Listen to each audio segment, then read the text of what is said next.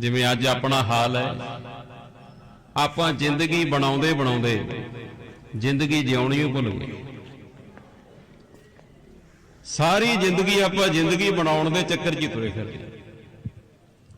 बस जी मैं पैरां सिर हो जाऊं, पैरां सिर हो जाऊं। थोड़ियां गल्लां सुन, पता नहीं किहड़े पैर भालदे।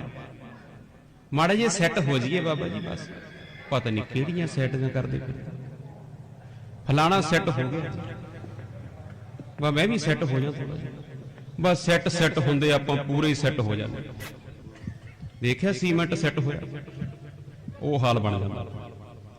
जदों सीमेंट सैट हो गया, कोई सियाणा मिस्त्री बैठा होगा, किसी काम नहीं आउंदा, फिर कहानी चकना पैंदा। इन्ना मना सैट हो जी किते।